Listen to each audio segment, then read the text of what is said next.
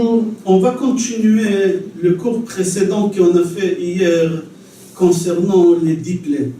Hier, on a fait les 7 plaies qu'il y a dans Parashat Va'era, et il reste encore 3 plaies dans Parashat Bo, et on va commencer la première plaie dans Parashat Bo, c'est la plaie des sauterelles.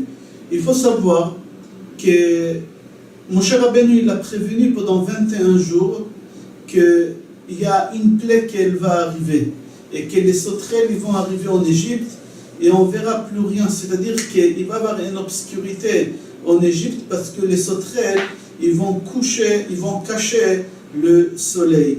Et c'est arrivé, et au moment que c'est arrivé, les sauterelles ils ont arrivé par des millions de sauterelles, comme ça c'est marqué dans le Midrash. Chazal dit dans le Midrash qu'il y a 7 sortes de sauterelles qui sont arrivées en Égypte.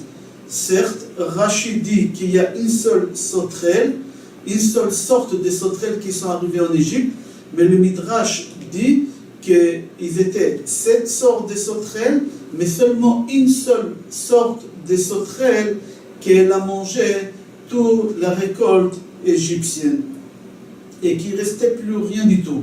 Et les 6 autres sortes de sauterelles, ils ont fait une sorte de nuée dans le ciel d'Égypte qui avait une obscurité totale, on dirait qu'il faisait nuit.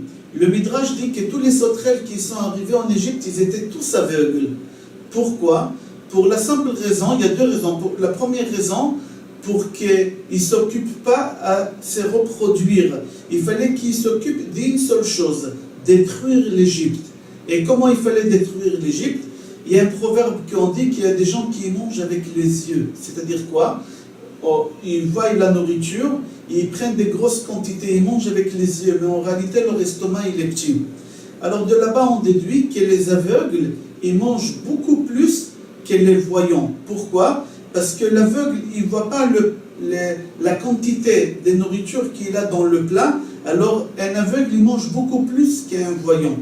Akadosh Baruch Hu, il a ramené des sauterelles aveugles. Pourquoi? Pour la simple raison qu'ils mangent toute la récolte d'Égypte, qu'ils ne vont pas se rassasier, que pendant tous les 7 jours de cette plaie-là, ils vont manger sans se rassasier. Le Midrash dit que ça ne leur a pas suffi la récolte. Ils ont même pénétré dans les réserves que les Égyptiens ils avaient des nourritures, que ce soit chez eux à la maison ou dans les réserves d'État. Ils ont tout consommé, toute la nourriture que les Égyptiens ils ont conservée dans les réserves. Le Midrash dit qu'au moment qu'ils ont voulu aller puiser l'eau dans les puits, ils ont trouvé que les puits ils étaient secs. Pourquoi? Ils se sont rendus compte que des millions de sauterelles, ils ont bouché tous les arrivages d'eau qui doivent arriver dans le puits. Et alors, il fallait enlever tous les sauterelles qui étaient là-bas. C'était un travail énorme pour eux. Et ils ont souffert énormément avec cette plaie. Et aussi, psychologiquement, ils ont souffert parce qu'eux, ils ont imaginé qu'après que la plaie elle va passer, ils vont ouvrir une usine de variantes. Ils ont conservé dans des tonneaux des quantités énormes de sauterelles.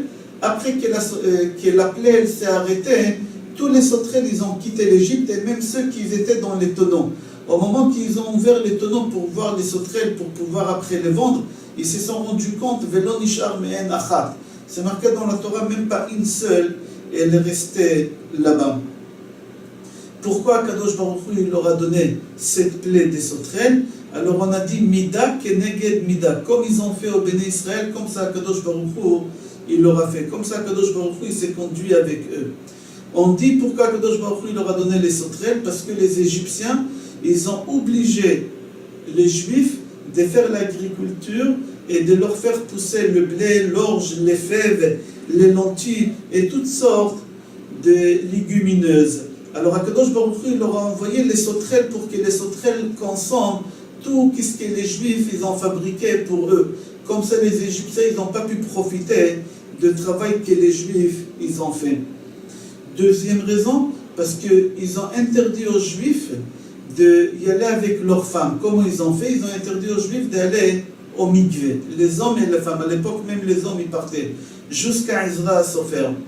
ils ont interdit aux femmes d'aller au mikvé. C'est pour ça que Kadosh Baruch Hu leur a donné la plaie du sang dans le Nil où il y a l'eau. Et ici, on dit qu'Akadosh Baruch Hu leur a donné la plaie des sauterelles à cause des mikvés. Pourquoi? Parce que comme on dit sauterelle en hébreu, dans le langage biblique, on dit arbé. Et Akadosh Baruch Hu, il a dit à Avraham Avinu, arbé harva et zar'acha kekorve hashamayim vekachol asher al sefatayam. Tes descendants, ils vont s'y multiplier. Ils vont être nombreux. Et eux, ils ont voulu faire en sorte qu'on ne va pas se multiplier parce qu'ils ont interdit aux Juifs d'aller au mikvé. Alors, Akadosh Baruch Hu, il leur a donné les sauterelles parce qu'en hébreu biblique, sauterelle c'est arbé. Et Akadosh Baruch Hu, il a dit à Avraham Avinu arbé arva et zaracha kekorbe hashamayim. C'est pour ça qu'Akadosh Baruch Hu leur a donné les sauterelles. La 9e plaie, c'est la plaie de l'obscurité, Makat Rocher. Il faut savoir que la plaie de l'obscurité est venue en deux étapes. La première étape, c'était pendant 3 jours une obscurité forte, mais pas totale. Elle était très forte, l'obscurité, mais pas totale. Le Midrash dit que ni la lune, ni le soleil, ni les étoiles, rien, il n'y avait rien qui éclairait le monde. C'était une obscurité totale. Après ces 3 jours, il restait encore 3 jours d'obscurité. C'était une obscurité qu'on pouvait la palper, on pouvait la toucher, à tel point que les gens, au moment que cette plaie a commencé, pendant 3 jours, c'est lui qui était assis, il restait assis, c'est lui qui était debout, il restait debout, on ne pouvait pas bouger parce qu'on pouvait palper, toucher, c'était comme du bois, c'était très dur, on ne pouvait pas bouger. C'est lui qui avait une torche, parce qu'il faisait une obscurité les 3 premiers jours, mais pas totale. Ils avaient totale, mais pas qu'on pouvait la palper. Alors c'est lui qui avait une torche dans sa main pour éclairer.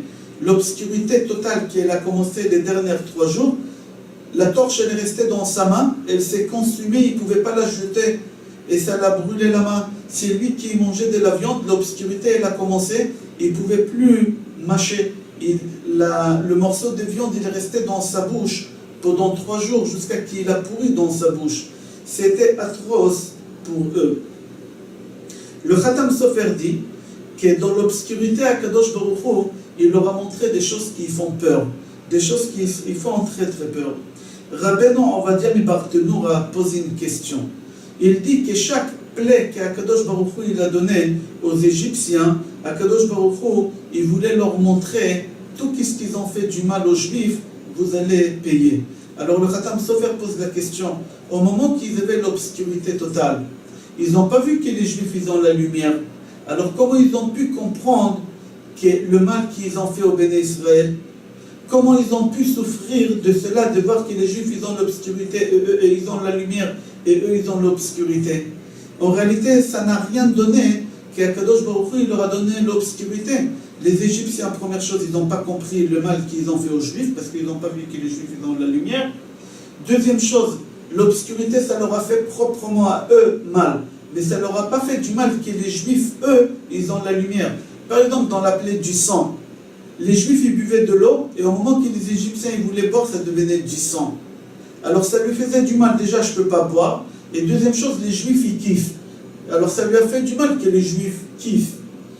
Alors dans le plaie de l'obscurité, le Khatam Sofer pose la question, les Égyptiens, ils n'ont pas pu voir que les Juifs, ils ont la lumière. Alors ça ne pouvait pas leur faire du mal que les Juifs, ils ont la lumière. Rashi donne 2 réponses sur ce Khatam Sofer. La première réponse, il dit, Akadosh Baruch Hu, il a donné l'obscurité, pas pour les raisons qu'on a dit par rapport aux autres plaies. Il y a 2 autres raisons pourquoi Akadosh Baruch Hu leur a donné l'obscurité. La première raison, pendant l'obscurité, Akadosh Baruch Hu, il a voulu que les bénis Israël aillent chez les Égyptiens et ils vont fouiller dans les tiroirs pour voir où ils cachent tout leur argent, tout leurs biens.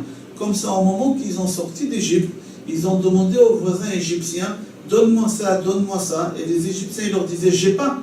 Et les Juifs, ils lui disaient, oui, dans ton armoire, 3e tiroir, là-bas au fond, à gauche, derrière les tricots, il y a ça et ça et ça, va me le chercher. Et eux, ils étaient étonnés comment les Juifs, ils savaient.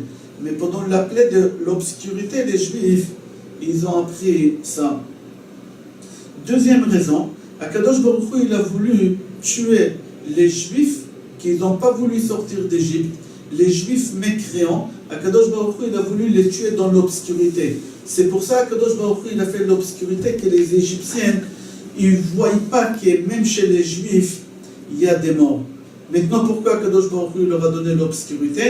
On a dit Mida keneged Mida. Comme ils ont fait au Béni Israël, Akadosh Baruch Hu, il leur a fait. Akadosh Baruch Hu, il leur a donné l'obscurité, la première raison, parce qu'eux, ils ont fait en sorte que les Juifs cachent leur bébé dans l'obscurité. Parce que Paro, il a dit Kol ben ayelod ayehora tashlichun vekol abat techayun. Que chaque garçon, il faut le jeter dans le Nil. Qu'est-ce qu'ils ont fait les Juifs? Ils cachaient les bébés qui venaient de naître dans le noir. Puisque vous avez fait en sorte que nos enfants ils vont être cachés dans le noir, vous allez vivre l'obscurité totale pendant cette plaie-là. Deuxième raison, Akadosh Baruch Hu, il a voulu tuer, on a dit tout à l'heure, Akadosh Baruch Hu, il a voulu tuer les mécréants. C'est pour ça qu'Akadosh Baruch Hu, il leur a donné la plaie de l'obscurité. Et troisième raison, pour que les Juifs aussi, on a dit, pour que les Juifs puissent aller chercher et fouiller dans les affaires des Égyptiens pour pouvoir après récupérer toute leur richesse. La 10e et la dernière plaie, Makat Bechorot, la mort des premiers-nés. On appelle ça tous les plaies. On ne dit pas Makat Dam, Makat Sfardea, Makat Kinim. On dit Dam, Sfardea, Kinim. On dit le nom de plaie. On ne dit pas plaie du sang, plaie des grenouilles, plaie des poux. Seulement pour la dernière plaie, dans la dernière plaie, la 10e plaie, Makat Bechorot, on dit Makat Bechorot, la plaie des morts des premiers-nés. Pourquoi on dit ici plaie? On va répondre sur ça. Il faut savoir d'abord que la plaie des premiers-nés, elle était divisée en 4. Elle était divisée en 4 parties. La première partie, au moment que Moshe Rabbeinu, il a prévenu à tous les Égyptiens, il a parlé à Paro, et sa voix, elle portait dans toute l'Égypte. Tous les Égyptiens, ils ont entendu que Moshe disait à Paro que tous les premiers-nés, ils vont mourir. Tous les premiers-nés égyptiens, quand ils ont entendu ça, ils ne voulaient pas mourir. Ils ont parti chez Paro, ils ont voulu l'obliger à laisser partir les Béné Israël. Ils ont dit maintenant, ça nous concerne. Non, on va mourir, on n'a pas envie de mourir. Laisse-les partir. Paro, il leur a dit non, je ne laisse pas partir. Qu'est-ce qu'ils ont fait les premiers-nés? Ils ont pris des épées et ils ont fait une guerre civile en Égypte. Ils ont tué leurs parents, ils ont tué des soldats. Paro, il n'a pas été touché pour la simple raison qu'Akadosh Baruch Hu, il a voulu le laisser le Gizat Hayam, l'ouverture de la mer. On continue. La deuxième partie de cette plaie, pardon, qu'est-ce que je dis? Que les premiers-nés, ils ont parti tuer tous les parents et les soldats, etc. Parce que Paro, il n'a pas voulu libérer les Béné Israël. J'ai pris ça de Yalkut Teilim, Taf Taf Pei Gimel. Taf Taf Pei Gimel, j'ai trouvé ça là-bas. Deuxième partie de plaie, c'était au milieu de la nuit, Akadosh Baruch Hu, il est sorti en Égypte et il a tué tous les premiers-nés. Et au moment qu'il a tué les premiers-nés, ils ont pourri tout de suite. Ils ont pourri, normalement un mort, il pourrit quelques temps après. Là, ils ont pourri tout de suite. Et pas seulement les premiers-nés, ils ont souffert, toute l'Égypte, ils ont souffert avec ces odeurs-là. Akadosh Baruch Hu, mis à part les odeurs, Akadosh Baruch Hu, il a ramené avec lui des malachim, des anges mauvais, qui frappaient les autres Égyptiens qui n'étaient pas premiers-nés. C'est-à-dire tout le monde, ils ont souffert. Les premiers-nés, ils sont morts. Ils ont pourri sur le champ et ça sentait mauvais. Tout le monde, ils ont souffert de ça. Et mis à part ça, des anges mauvais, ils sont venus et ils ont frappé les Égyptiens. Dans Midrash Shmot Rabbah, Perek Yud Zayin Pasuk Hei, c'est marqué là-bas que les femmes aussi, ils ont souffert. Comment? Toutes les femmes égyptiennes qui étaient enceintes, ils ont fait une fausse couche. Ils ont perdu leur couche. Mis à part ça, mis à part que les premiers-nés égyptiens, ils sont morts, tout celui qui était le plus âgé à la maison aussi, il est mort. C'est-à-dire même dans une maison qui n'avait pas de premier-né, par exemple le premier-né il est mort il y a quelques années pour X raisons, et là au jour d'aujourd'hui il n'y a pas un premier-né, Akadosh Baruch Hu il a tué le plus âgé de la maison.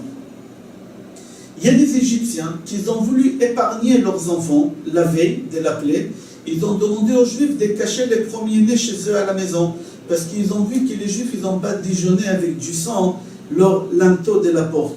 Ils ont cru qu'ils ne vont pas être touchés. même les premiers-nés que les Juifs ils ont cachés chez eux à la maison, même eux, ils sont morts. Dans Midrash Agadol, c'est marqué dans chapitre Aleph, Pasuk Yud Aleph, qu'une femme, elle est partie voir Moshe Rabbeinu. Et elle lui a dit, Moshe, chez moi à la maison, il n'y aura pas d'écrit. Toi, tu as dit à Pharaon, notre roi, qu'il n'y a pas une maison en Égypte qui n'aura pas d'écrit. Chez moi à la maison, il n'y aura pas d'écrit parce que mon mari, il est mort. Et mon fils, le premier-né aussi, il est mort. Je suis veuve seule. Chez moi, il n'y aura pas d'écrit. Moshe Rabbeinu lui a dit, même chez toi, il y aura d'écrit. Et chez toi, ça sera la première. Là-bas, le Midrash dit, dans Midrash Agadol, que les Égyptiens, ils avaient l'habitude de peindre sur les murs l'image de leurs enfants, et surtout les premiers-nés. Cette femme, quand son fils il était vivant, elle a ramené un peintre qui a peint son fils sur le mur. Après, son fils il est mort, mais la seule chose qui lui restait au monde de son fils et de son mari, c'était leurs images sur le mur qu'ils étaient dessinés. Et au moment de l'appeler des premiers-nés, mis à part les premiers-nés qui sont morts, même leurs images, ils ont fondu. Ils ont fondu. Le mur, il a transpiré, il a fondu. Et cette femme, comme elle a vu que son fils est en train de s'effacer, et c'est la seule chose au monde qui lui reste de son fils, elle a commencé à crier très fort. En réalité, qu'est-ce qu'il a dit, mon cher Rabbeinu? Ça a été exaucé. Il a dit qu'il n'y aura pas une maison en Égypte, qu'il n'y aura pas d'écrit. Même chez elle, il n'avait d'écrit. Le Midrash là-bas dit, mis à part ça, dans des autres maisons qui n'avaient pas de premiers-nés, qui n'avaient pas de maris, des femmes qui vivaient seules, eux aussi ils ont crié. Comment? Le Midrash dit que les chiens, ils ont parti déterrer les morts qui sont morts il y a longtemps, que ce soit leur mari ou leur fils, le premier-né, et ils ont ramené le corps de leur enfant jusqu'à leur maison. Et la femme, quand elle voyait son mari qui est mort il y a longtemps, chez elle à la maison, elle criait, ou son fils qui est mort il y a longtemps, la femme, elle criait. C'est-à-dire qu'il n'y a pas une maison en Égypte qui n'avait pas d'écrit. Ou comme c'est marqué, qu'il n'y a pas une maison en Égypte qui n'aura pas là-bas un mort. C'est-à-dire dans des maisons qui n'avaient pas de morts, mais les chiens, ils ramenaient les morts jusqu'à leur maison. C'est la deuxième partie des plaies des premiers-nés. La troisième partie des plaies des premiers-nés. Après qu'Akadosh Baruch Hu, il a tué les premiers-nés. Et les corps, ils ont pourri, comme on a dit. Il y a une épidémie qui a commencé à se développer en Égypte. Comme c'est marqué, les Maké Mitzraïm, ils frappaient les Égyptiens bifrorehem, par leurs premiers-nés. Les premiers-nés, ils ont frappé les Égyptiens. Comment ils ont frappé les Égyptiens? Ils sont morts. Non, leur corps, il a pourri, et c'est ça qu'est-ce qu'il a frappé les Égyptiens qui étaient vivants. Comme ça, le Beth Alevi dit, les Maké Mitzraïm bifrorehem, ils frappaient les Égyptiens par leur premier-né à eux. La quatrième partie de cette plaie-là, c'est marqué qu'au moment que Akadosh Baruch Hu leur a donné le premier-né, ce n'était pas que les hommes qui étaient touchés par cette plaie-là. Même leur Dieu, même le Dieu des Égyptiens, celui qui avait un Dieu en bois, le bois il brûlait. Celui qui avait un Dieu en pierre, la pierre elle s'est explosée. Celui qui avait un Dieu en fer, il fondait. Et c'est pour cela on dit que les Juifs ils ont pu prendre les ustensiles des Égyptiens. Parce que comment un Juif il peut prendre les ustensiles des Égyptiens puisque sur toutes leurs ustensiles ils ont dessiné leur Dieu. C'est pas cachère. Non, tout a été fondu et les Juifs ils ont pu récupérer après les ustensiles. Même dans les habits, c'est marqué que les Juifs ils ont pris les habits des Égyptiens. Comment ils ont pu prendre les habits des Égyptiens? Puisque les Égyptiens ils dessinaient leur Dieu sur leurs habits. Alors le Midrash dit que même leur Dieu, dans les habits, il a fondu là-bas. Et comme ça, les Juifs, ils ont pu prendre tout. Alors la question qu'on a demandé, pourquoi on dit dans cette plaie-là, Makat Bechorot, la plaie des premiers-nés? Dans aucune plaie, on dit le mot, la plaie avant de dire. Le Beth Alevi dit que cette plaie-là, en réalité, elle frappait deux fois. La première fois, c'est les premiers-nés qui sont morts tout simplement, et ça faisait mal aux parents égyptiens. Et la deuxième chose, c'est que eux-mêmes, les premiers-nés qui sont morts, ils pourrissaient, et ça faisait des odeurs en Égypte. Et comme ça, c'était une deuxième plaie, c'était peste qu'ils ont ramené en Égypte, les premiers-nés. C'est pour ça qu'on dit, Maka, un plaie, c'est quoi? C'est la peste. Bechorot et aussi les premiers-nés, c'était aussi une deuxième plaie. Il y a une autre réponse qu'on a dit aussi, que les premiers-nés égyptiens, ils ont dit à Paro, on aimerait que tu laisses partir les Juifs, parce que Moshe, il a dit que les premiers-nés vont mourir, et nous, on n'a pas envie de mourir. Paro, il n'a pas voulu. Alors on a dit que le Midrash a dit qu'eux-mêmes, ils ont pris des épées, ils ont tué leurs parents, des soldats, ils ont tué beaucoup, 600 000 personnes, ils ont tué. Comme ça, c'est marqué dans le Midrash. Le Midrash, il continue, il dit, au moment que Paro, il a vu que tous les premiers-nés, ils commencent à mourir, et c'était une catastrophe pour l'Égypte, pire que les autres 9 plaies qu'ils étaient avant, Paro lui-même, il a pris son épée, et il a commencé à tuer tous ses conseillers, ceux qui l'ont conseillé de ne pas laisser les bénis Israël partir. C'est marqué dans le Zohar HaKadosh, Daf Mem Hei Amoud Bet. Après, Paro, il a couru vers la ville de Goshen, où tous les Juifs ils ont habité. Il a couru vers le quartier de Goshen. Et il criait au milieu de la nuit, où est Moshe, où est Aaron, où est Moshe, où est Aaron. Et dans toutes les maisons juives, on entendait des chants. Odou Lachem Kitov, Ki l'Olam Chasdo. Odou Lachem Kitov, Ki l'Olam Chasdo. Les juifs, ils ont tous chanté, et les malachim, ils ont répété après eux. C'est pour ça qu'on dit tout le temps, 2 fois Odou Lachem Kitov, Ki l'Olam Chasdo. Odou Lachem, c'est une fois les bénis Israël, ils ont dit, et l'autre fois c'était les malachim. C'est pour ça qu'on dit 2 fois dans le Hallel, Odou Lachem. Paro, il cherche Moshe et Aaron au milieu de la nuit, et il ne trouve pas. Il demande à des enfants, vous savez où Moshe et Aaron habitent? Il leur disait, lui, c'est au bout de la rue, dans l'immeuble haut de 15 étages, montez au 15e étage là-bas, porte à gauche, il habite là-bas. Et Paro, il était essoufflé, au milieu de la nuit, et il court, il monte 15 étages, et il tape à la porte, on lui dit, non, c'est pas cet immeuble, c'est l'autre immeuble. Il faut redescendre et remonter dans l'autre tour. Et on s'est moqué de lui une grosse partie de la nuit. Jusqu'à qu'à la fin, Paro, il rencontre Moshe, et il supplie à Moshe Rabbeinu de partir tout de suite, de prendre les bénis Israël, j'accepte toutes les conditions, partez. Moshe lui dit, non, nous on n'est pas des voleurs, on ne part pas au milieu de la nuit, on partira au milieu de la journée. Paro, il lui dit, je t'en supplie, partez maintenant, s'il te plaît, partez, il y a trop de morts en Égypte. Moshe Rabbeinu, il lui dit, regarde, nous on partira demain dans la journée.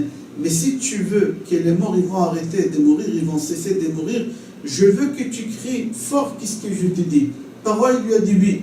Et Moshe lui a dit, répète après moi. Areatem le'atzmechem, areatem benechorim. Vous êtes libres, faites ce que vous voulez. Vous êtes libres, faites ce que vous voulez.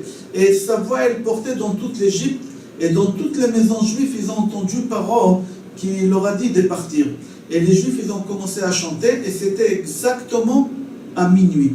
Et c'est pour cela, chaque année, jusqu'à aujourd'hui, on est assis à table, toute la famille, les parents, les enfants, les petits-enfants, les grands-parents, et la famille proche, les invités, autour de la table, et on chante la Haggadah. Et qu'est-ce qu'on chante dans la Haggadah? Tous les louanges de ceux qui ont vécu leurs parents, nos ancêtres, pendant cette nuit-là, que Paro il a crié, vous êtes libres à vous, faites ce que vous voulez, partez. Odou Lachem Kitov Ki l'Olam Chasdo, Odou Lachem Kitov Ki l'Olam Chasdo. Je vous souhaite bracha v'atzlacha, besorot tovot, yeshurot v'nechamot, et kol tov.